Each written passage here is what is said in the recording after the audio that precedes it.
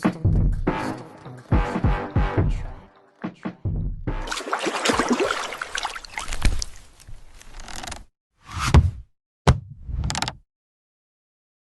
welcome back to From the Roots Up, the podcast that follows Hickory FC's wild playoff run. It's crazy to think we're here, match by match, moment by moment. As you know, I'm Gavin. This is Max. We're here for can you believe we're here for our fourth episode already? Yeah. It's crazy to think. The fourth episode, but one match closer to the national title, which is coming up this weekend. As we know, I think we all know, we survived a heavyweight battle this week against Rictosi FC at home. And now we're heading to San Francisco. Yeah, it was a 3-2 thriller for sure. I mean, it came down to the last minutes, and there were a lot of them, a lot of last minutes. A lot of last minutes had me biting my fingernails. I couldn't watch the end of the game. Let me get started, though. Did you have more? No, I was just going to say that was one of our toughest matches so far, but, the boys did what they do, which is get the job done, in those tough, close matches. They get it done in front of our record-breaking crowd, which we'll talk about more, and we're now one win away from that national championship title, lifting that trophy and bringing it back here to Hickory, North Carolina. One win away, it just sounds amazing and crazy at the same time to think we're that close to a national title. And I'm sorry for cutting you off there, but before we actually get into everything that we've got to talk about, I have to thank, as we do every week, partners at Barley Market, who, as I say, allow us the space and opportunity to do this. Our man Lenny behind the camera, who, the production quality, I think, from our first episode to now is many levels. Kind of beautiful now. Maybe you do. I don't know. It definitely adds some pounds to me. But Lenny behind the camera, and of course Chris Von Drill, who does all of our graphics. Which I'm excited that me and Chris get to go Friday. I think we're going to fly out Friday. Which we're really excited about, to go to the national championship. But we've got a lot to talk about today, so let's go ahead and get started. It wasn't necessarily the cleanest match, and I think you could expect that with a national semifinal and a trip to the national championship on the line. And it wasn't easy by any stretch of the imagination, even though we were up 2-0 at one point. But at the same time, a game like this, Ep was one thing, but this national semifinal, winning it the way that they did, it was absolutely unforgettable. And I don't think anybody that was there or watched it online will ever forget that night this past Saturday. And it was dramatic. We're only 2 years into this club, but they've put together some, storybook moments. Yeah, no, absolutely. And I think one of the funniest things is, this is a second-year team against a first-year team in the national semifinals, putting on, first off, an absolutely incredible performance. That was one of the most entertaining games. I'm sure as a neutral it would have been way better because you actually are invested with those goals from both sides. But, these two fresh new teams that put up good numbers, have good support. I mean, I know Rictosi has fairly decent attendance numbers as well. So these are two new squads, good support, putting out teams that are putting in quality work and showing up on the national stage, which is super impressive. Yeah, and I think it's really cool that, and we don't have it in the notes here, but I think it shows their level of class that I think they messaged the supporter group, did they not? And thanked you guys for being there, and thank you guys I think they said they had never experienced the level of fandom maybe that we showed at Moretz. And that doesn't just go down to the 28601, that goes down to the 6,200 people that were there Saturday night. Yeah, no, they did. They reached out, and it was really interesting for us because, I even mentioned this, from our perspective, and I'm sure the fans too, our goal is to create an environment for our players. We want our fans to have fun. We want our players to have fun. We want this to be a team that players want to play for. That, I think I mentioned it in the first episode, that is how the fans become a part of the team. When we create a fun, exciting environment, that's when players say, wow, I want to play for that team. And you create a pull, you create an attraction to the team.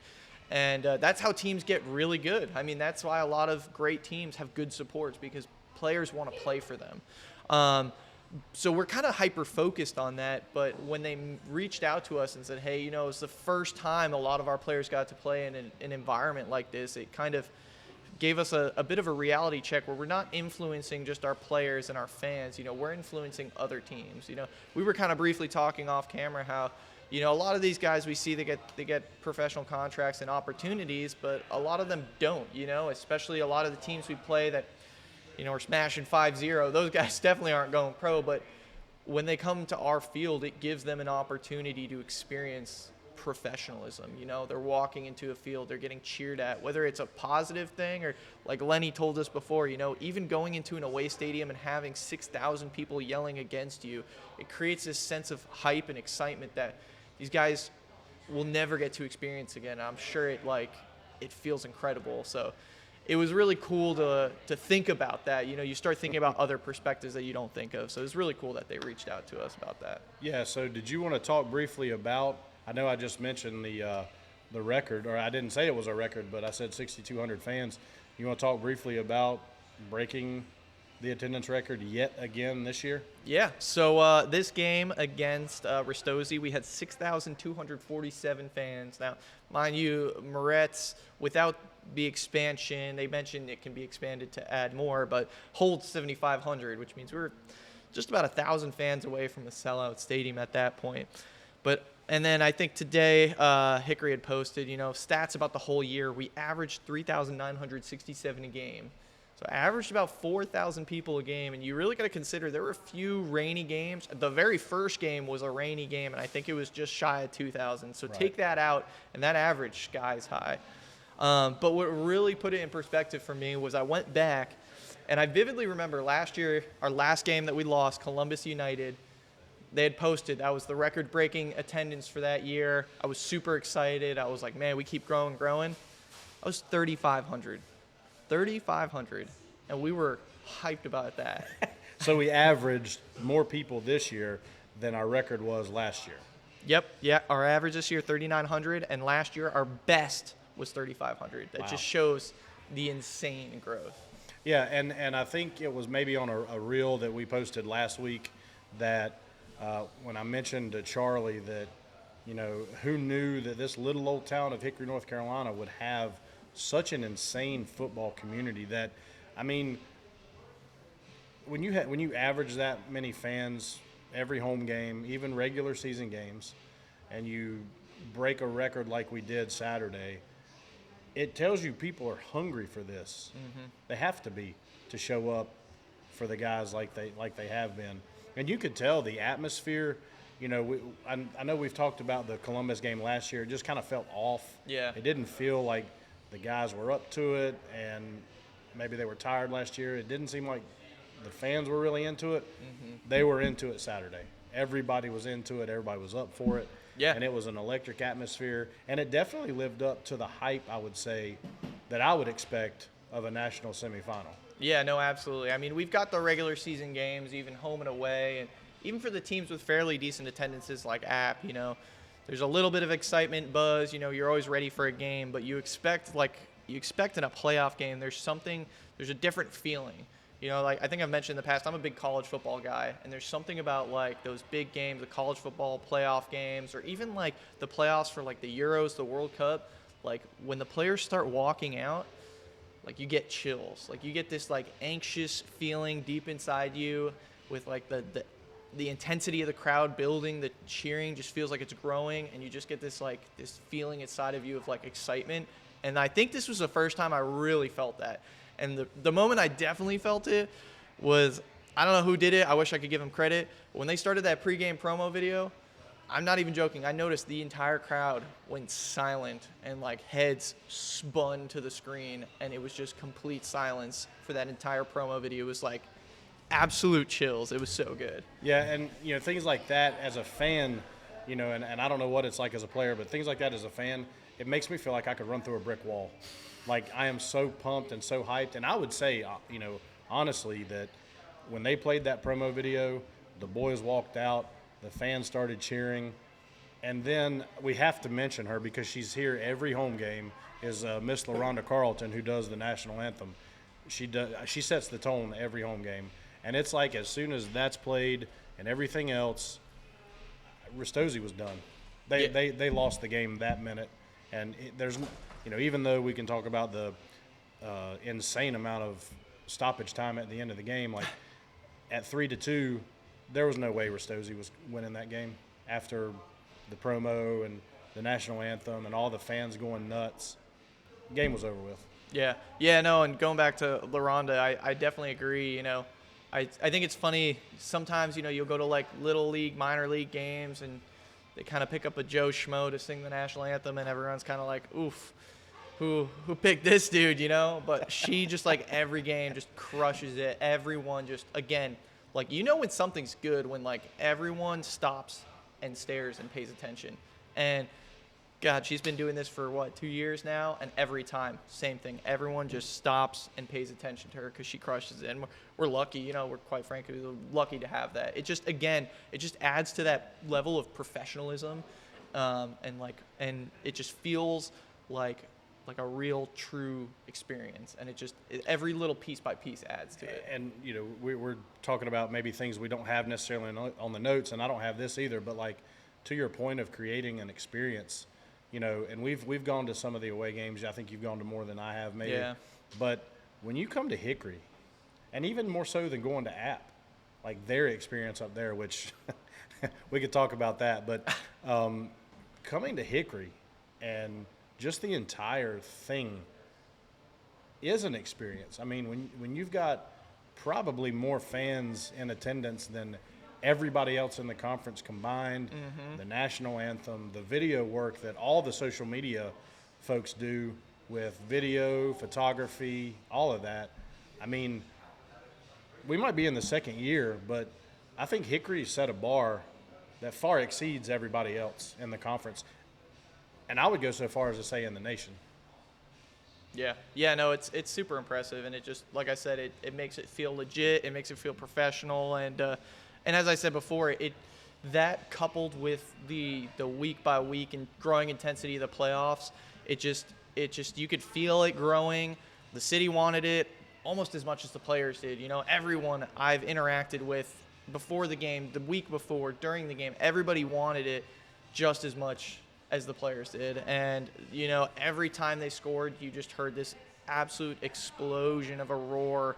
I was absolutely spine tingling. It just pierced its way through the stadium, and it's legit. That's the only way I can describe it, It really is. So, we talked about it last week, and I think it really shone through this week, especially with the quality that Rastosi has, and that is the defensive structure of Hickory. And we can go on and on and on about our back line, especially with our two center backs, Charlie and Jeffrey. But our defensive structure has been absolutely rock solid. And, in games like this, national semifinals, finals, if we can hold our defensive formation, which the guys have been very, very good to do, I mean, you could, I guess, chalk that up to coaching and the coaches having them ready and positioning and all that and so forth. I think it's pretty clear, and you could see it with the 2 goals Rastosi scored, is that the only way they're giving goals up at this point is either by a worldie, an absolute golazo, or maybe a fluke goal.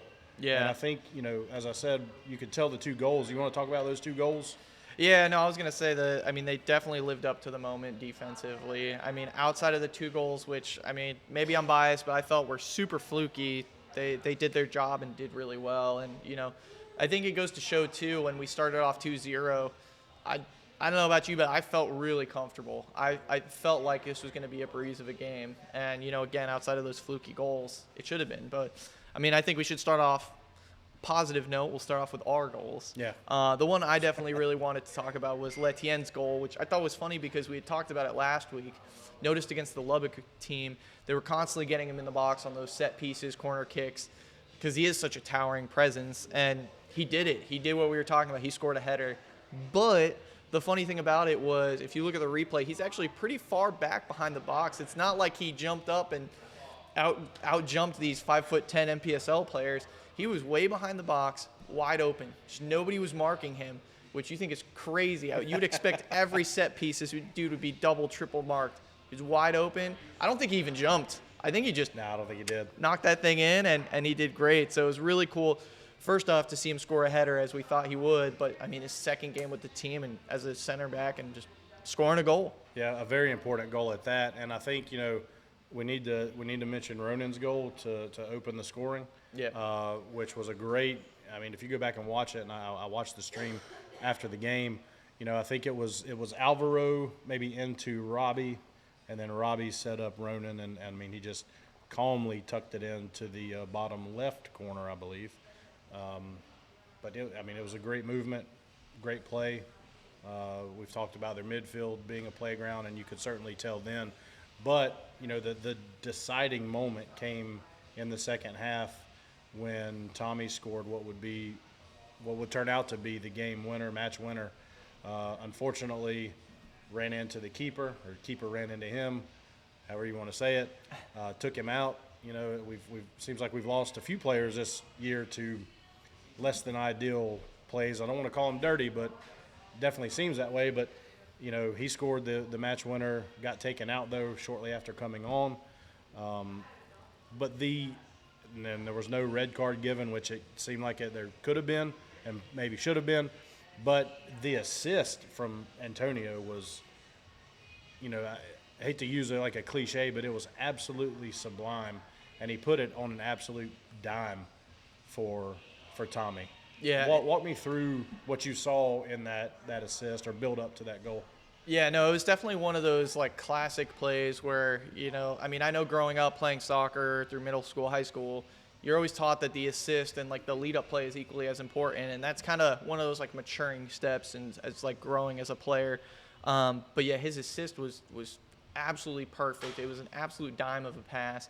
But what I thought was really interesting about it was we spent a lot of time last week talking about, spreading the field of play, getting the other team to open up. And this was like a prime example of that, because if you notice right leading up to the goal, as he has the ball, you notice Tommy starts peeling out wide more, and what it does is it pulled I don't know if it was the center back, but I'm pretty sure it was the left back. He had to come out with him, and their center backs didn't fill in the gap. So as Tommy's pulling out wide, that wing back comes out, and there was just a monster gap, just straight. It was like a screaming wide open lane.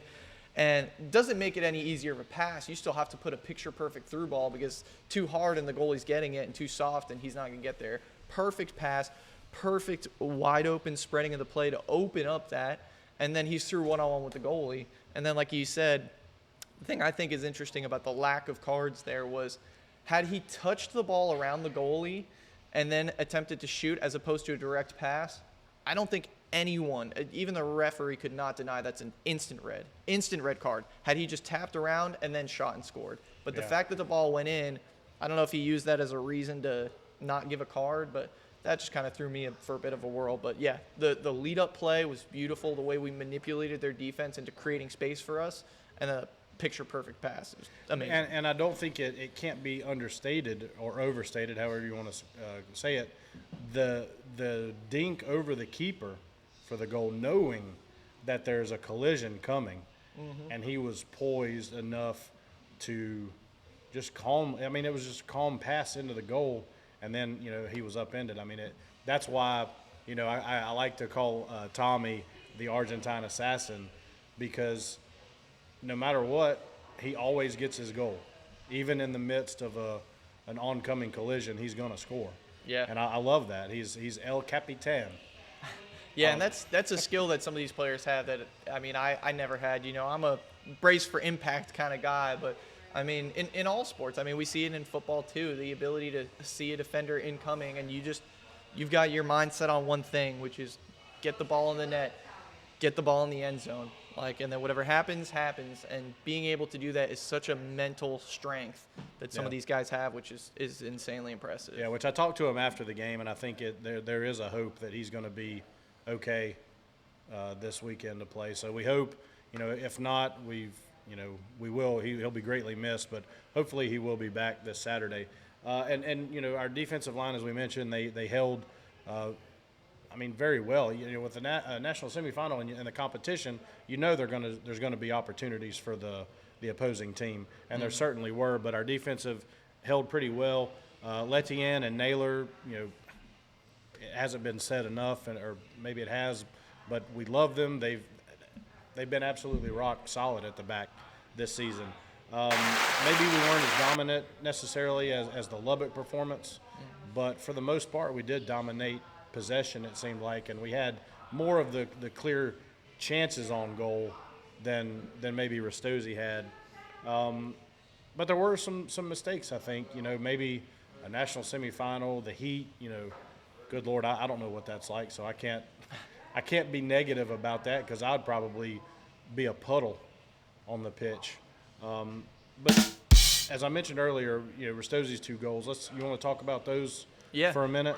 Yeah, but like you said, early on there were some nerves to be expected, kind of similar as last week, just trying to force things that aren't there. But again, they definitely did a good job of composing themselves fairly quick. But like you said, not as dominant of a game. But again, you have to consider as we're going deeper and deeper in, you're going to be playing better and better teams. And I think I got a little bit too used to that Lubbock performance, which was such a good play. We were dominating 90% of that match, but we still did play very well and control a lot of the pitch, which was good to see. And like we said, they didn't create a lot. They had a couple close opportunities that we were able to hold off, but at the end of the day, their 2 goals, again, maybe I'm biased, but felt kind of fluky. So the first one was off a corner kick, headed it out. We got it out of the box, and from the edge of the box, I think it's their center mid. I can't remember his name, but he just ripped it from the edge of the box. Didn't even look like a clean hit.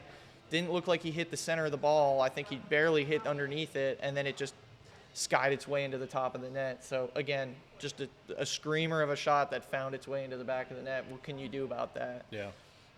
And then their second goal, too, was another one that was, again, I think a shot from outside of the box, but it was going out, and then they got lucky that one of our defenders was trying to clear it. It deflected and made its way in the goal, and Daniel just doesn't have enough time to react to that. You can't blame him for that. So 2, in my opinion, fairly fluky goals, which otherwise would have led to, a 3-0 game?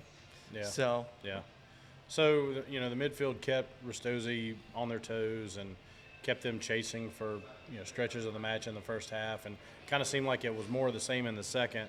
And after they scored those 2 goals, especially the second one came on very, very late. Yeah. And it created a very tense environment. And it seemed like, I don't know where the ref got the stoppage time from, but, maybe my clock was wrong. But, it seemed like they had, I don't know, between 12 and 15 minutes of stoppage time. And I think he finally blew it at 12 minutes and some change. So yeah, 12 minutes of stoppage time. It almost seemed like he was giving Rastosi every opportunity to get back in the match and score a goal to extend this even further. And you could clearly tell that the fans, myself included, were very upset with that decision to keep the match going. But they didn't really have any clear-cut opportunities, and we saw it, eventually saw it out. Yeah, no, it was definitely a little bit nervy at the end, and I agree. I definitely heard. I mean, I know from our section there was a lot of booing pushing into the 9th, 10th, 11th, 12th minute of stoppage time. And I don't know, maybe that just encouraged him to keep adding time. He was like, every boo is another minute on the stoppage time. But, at the end of the day, it doesn't have to be a perfect game. It just has to be a winner, and that's the difference between good teams and championship teams is getting it done. You can be a better team, you can be a worse team, but as long as you score more goals, you put it away, you get the job done, you're in the national championship. So, which leads to the section I think that everybody is interested in at this point. And, based on the posts from the NPSL and both Hickory, it's very clear where everybody thought the national final should be. But after everything being the dominant home crowds, the perfect record at Moretz, the beautiful pitch, the beautiful stadium, everything that goes into it, you would kind of expect that the national championship would come through Hickory, right? Yeah, you'd think so. It all makes so much sense. You described it so eloquently. If it was me, this is a slam dunk. But that's not how this works. Unfortunately, we're headed to the Bay. But yeah. So it was announced the NPSL Monday is when they really officially announced it. But El Farolito was awarded the hosting rights for the national final. So we'll kind of touch a little bit on how we got to that point. But we'll give this disclaimer to be fair. That this that are complaining in the next few minutes here is our opinions. It's not Hickory FC. It's not anyone else. This is just us as fans giving our probably biased opinions on the league's decision on Extremely biased opinions. on how to proceed with this national final. So yeah, I mean, at the end of the day, in the grand scheme of things, the real explanation is, as we talked about a few weeks ago, it's all based on national ranking, which has to do with points per game, and then after that, goal differential. And from a purely points and goal differential standpoint, they're the highest ranked team. They were undefeated, and even if we were undefeated as well, they beat us on the goal differential margin, where they had 41 goals scored and 3 allowed. Where even in our impressive season, we had 31 goals scored and 7 allowed. So they had almost a +7 goal differential margin on us. But that being said, I mean, we'll talk about that a little bit too. But they also explicitly stated before the playoffs even started that they were going to decide it based on economic, geographic factors, which meant that they left that discretion up to themselves. So they had the ability. It wasn't clean cut from the initial beginning of the season where they said, hey, this is what's going to happen no matter what. So they left that discretionary aspect in to give them the flexibility, which I thought was smart, but ultimately they didn't end up going with that. So, the conferences play a huge role in all this, and I think that kind of frustratingly leads to a lot of our frustrations with the goal differentials and wins and stuff like that. Yeah, and on paper it would seem maybe that we play in a more difficult conference, even though they play more games, and you could see it this year, especially with the app matches, Greenville, how physical they were, and how taxing they were for the guys. Like, I would say we play a much harder. They've got I think the lowest ranked team or the worst team in the nation in their conference, and that's where they get all their goals from, it seemed like. So it seemed like we definitely played in a much harder conference than they did. And you can, like I mentioned on social media, you can tell the frustration from the fans. Like, we wanted the national final here, obviously, with our attendance. Who knows what the attendance would be for a national final. So, objectively, I think, as you mentioned, if you base it on, points and ranking and so forth, they're they win, and they got the hosting rights, but it's still tough to swallow. Yeah, we wanted to see how many people would show up for a final in Hickory. I think everybody wanted to see that and have that really in that intense environment here. Yeah, no, absolutely. And kind of to touch on what you said, I mean, look at these app games. All 3 games were 1-0. We had to play them twice in the regular season. And then you could essentially say we're pretty much equally matched team, which means that we had to play a team 3 times that probably would have gone just as far in the playoffs. This is a national semifinal team we had to play 3 times. So that does add a level of frustration. And to add to that, as we mentioned, they left that discretionary aspect in there, but they've also expressed in the past several times, like last year, it was very explicit that the West was going to travel, and that's what happened. El Farolito had to travel over to Motown last year because of geographical, economic factors that contributed to it. And it just feels like our consistent turnout, our on-the-field performance, our off-the-field performance, our stadium, all these aspects that we've just been raving about have just been overlooked. They specifically said their discretionary aspects would be geographical, economic. You'd think that things like a probable sellout crowd in a town that's cheaper to host the players in and a clean Division II field, that seems like a home run hit to me. That's prime national championship material in my perspective. Yeah, and I think everybody would agree with you there. Even though it is tough to swallow, as I mentioned, the mission doesn't change, and I'm sure Rubio will have the coach of the season, he'll have the boys ready. He'll have them ready to take the fight to their doorstep, and we've proven we can go on the road and win. And I don't want this, like, the complaining to overshadow that these boys are football players. Mm-hmm. They know how to play. It's not like they're afraid to go on the road and play somebody. We've won on the road before. They're up for it. I know they are. And I've got every bit of confidence in the players and the coaches that they'll be ready for this and they'll be up for it. and the fans that do show up, as we talked about the energy earlier, they'll feed off of the energy we give her, because I guarantee you this, we will be louder than whoever shows up for El Farolito. No, absolutely. So that begs the next question. So who are we facing? And, we have talked about this week in, week out, because we expected it. But, it's the reigning champs, El Farolito, a team full of seasoned players, which we'll dive into. But, El Farolito, it's the number 1 ranked team in the NPSL, based in San Francisco. And a few kind of fun tidbits that I think I've mentioned in the first episode, but they were actually sponsored based on a restaurant in the Bay Area called El Farolito. That was the restaurant. I forgot to write this down. The restaurant was established in 1976. This team was established in 1985. That's how long they've been around. And this is the reigning champions. They won last year against Motown, 2-1 in Motown. But to get the championship, you got to go through the champions. So it's just part of the process. Yeah, which is, I think we want to have it here, but I think if you're, like you said, if you want to be the man, you got to beat the man, and we're going to beat the man on their pitch. And then there's no discussion about who the best team is at that point. So I think, as I said, I know they're going to be up for this. The coaches are going to have them ready. And the guys have played in big games, I'm sure, before. So, I don't think they'll be nervous. I really don't.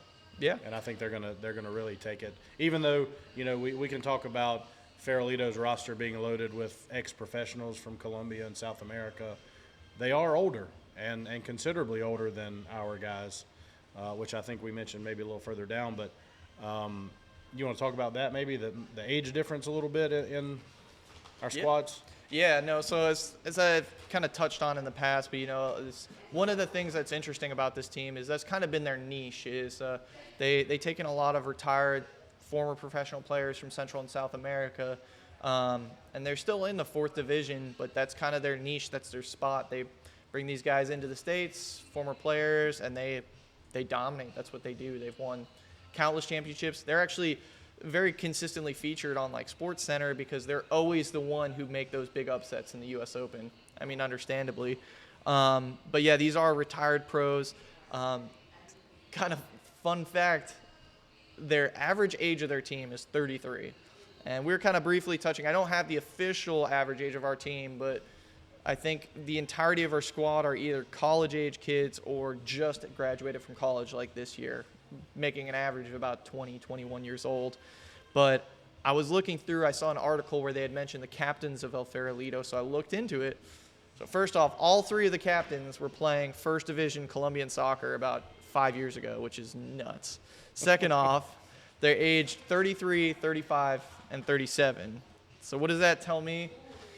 Got a bunch of old dudes we got to gas out. So I'm expecting a high press, high intensity, especially off the kickoff, to just really put the pressure on them, make them run, make them gas out early. And we've got this youth, this athleticism that can be our key, especially at the end of a long season. I mean, that was one of the things that's really blown me away about the NPSL is between those conference semifinals, conference finals, regional semifinals, regional finals, these teams are playing 6 games in the span of 2-3 weeks.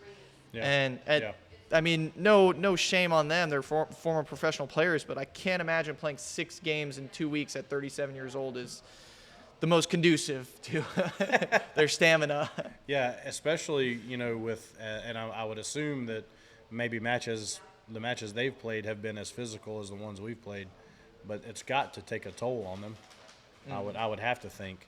And you mentioned, they're dominant. They've won every game this so far, but it seems like maybe this postseason they haven't been quite as dominant maybe as they were all regular season, albeit they beat a team 4-1 in the postseason. But the other 2 matches have been 2-1 and 2-0 victories, which they won 2-0 against Michigan. Yep. But it was 1-0 well into the second half and almost to the end of the match. And I think it was up to maybe a red card that allowed them to get the second goal. So, I mean, I think there's proof that while they haven't been beaten, they can certainly be challenged. And then with the quality we have, surely we can beat them.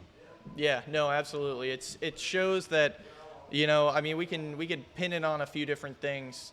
Maybe it's late in the season, stamina's getting down, these guys are getting tired. Maybe they're finally playing teams that are better. You know, as you mentioned, you know, they're smashing their regular season games 5-6, 7-0 with an average goal differential of 6-0. And then when you actually pin them against a decent team, they're only winning 2-0, 2-1. They're closer games.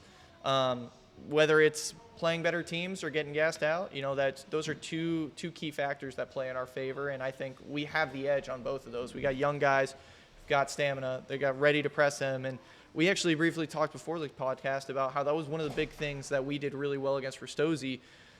I was watching these players play a really high press game, and they were able to keep it up in this Hickory weather. It was 93 degrees out. We're playing a high press game. Now put these guys in San Francisco where it's like 70 degrees out. You put a little pressure on that team, you make them run, our guys can chase them all game and just let them gas out. And I think that's going to be key. And like you said, we're starting to see the kinks in the armor, and this is our time to take advantage of it and really thrive and take away that championship. Absolutely. So, you know, we've talked about the matchup plenty. I think everybody understands at this point that it's certainly experience versus maybe our energy that comes into play. It's, you know, like I said, if you want to be the man, you've got to beat the man. So it's the champions versus the challengers. You know, even though we did fall to number 3 in the regular season, I would say now we have to be the second best team in the nation numbers-wise. So you could say it's 1 versus 2. This is what you want for a national championship. You've got the best team the last couple years, you know, a well-established team in the league, and you've got a 2-year-old upstart in Hickory coming in who is proven. So this is what you want. And it's, you know, I made a joke earlier, like Lord of the Rings, and there's one ring to rule them all. Well, this is one match for our precious national championship trophy. Yeah, and it's one match, one moment at a time, 90 minutes to decide everything, you know. And I think one thing that's kind of really important to me and for all of us is, you know, we've all done this together, and I know whether it's on social media, at the games, I know all the fans have shown the guys, and I really hope they understand, but, you know, we've gone this far together. You know, this is a community-based experience, and this is a group effort, and I know that they're going to be feeling how absolutely crazy we're going here, and hope that they can use that to push them. But this is the time where there's no excuses, no regrets. This is it. 90 minutes, maybe 120, hopefully not. But this is it. This is our time, and let's go finish this incredible story. Let's do it. And you know, the guys have been absolutely amazing this season from start to finish. You can tell I've mentioned it before that they really enjoy being here. We enjoy having them here, and this season that we have had. And this is, you know, I guess this is it for our penultimate playoff championship final episode in season, because we do have some things planned maybe for some of the players and coaches to come on after the season. But yeah, this is maybe our last one for an in-season podcast or episode of From the Roots Up. Yeah. So, you know, one last game, one last chance to make history, and they've already put Hickory on the map, I know that, but this last match will cement them in the legacy of the NPSL, you know, in Hickory, you know. Absolutely. And, you know, like I said, you know, whether you're making the trip or not, the few like Gavin who are absolutely trekking cross country, or you're watching from here, just remember, stay loud, stay proud, and let's finish this job off strong and celebrate with the guys when they make it back here. Before we finish, and this just, Lenny brought it to my attention, and we were going to do it anyway, but we did it for the semifinal, and that was an attendance, and this is kind of tongue-in-cheek, but an attendance prediction for the national final. So Max won the prediction for the semifinal. I think your prediction was 6,500, right? Yeah, I said So- 6,500. We got basically, we'll say 6,300. Yeah, so I think I said 68 after I made a joke about doing a Price is Right. So Max won that one. So I'll see if I can even this score up, and we'll do a prediction for this national final. What do you say? Yeah, so I want to give them the benefit of the doubt here. I will say their average attendance has been 300 to 400. Let's say that they just absolutely blow it out of the water, and I'm gonna say, and mind you, this is all speculative too because we know how weary the NPSL is to publish numbers when it's not in the favor. But I'll say 550, and you know that crowd is gonna go absolutely mild.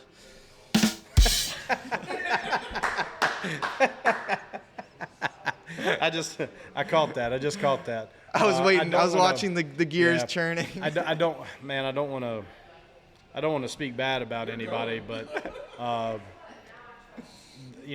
teams certainly have not had the attendance that we've been fortunate enough to have. And I'm going to say, what'd you say, 550? Yeah. In a mild atmosphere? Man, I'm going to say, I don't know how many people from Hickory are going, but, I'm going to say 475. I hope I'm wrong just on the basis of a national semifinal, I hope I'm wrong. I hope there's a ton of people there, but history is not on the side of that being the case. Yeah. So I'm going to say 475. Yeah, I mean, we'll see what happens, but I mean, I expect a really great game regardless. They're a phenomenal team. We're a phenomenal team.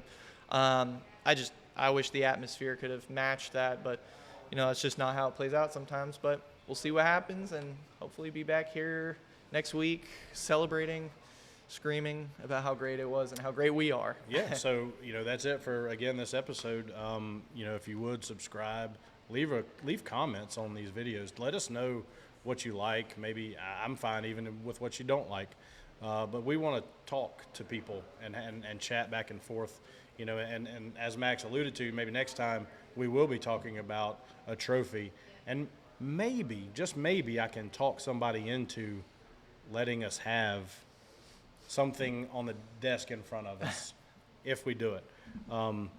But as we said, I'm sorry, I keep forgetting to do it. I got to thank Barley Market again for allowing us the space and opportunity to do this. And then Lenny behind the camera producing what you see.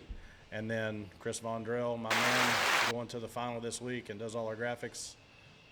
Thank you all for being partnering with us and joining in this adventure.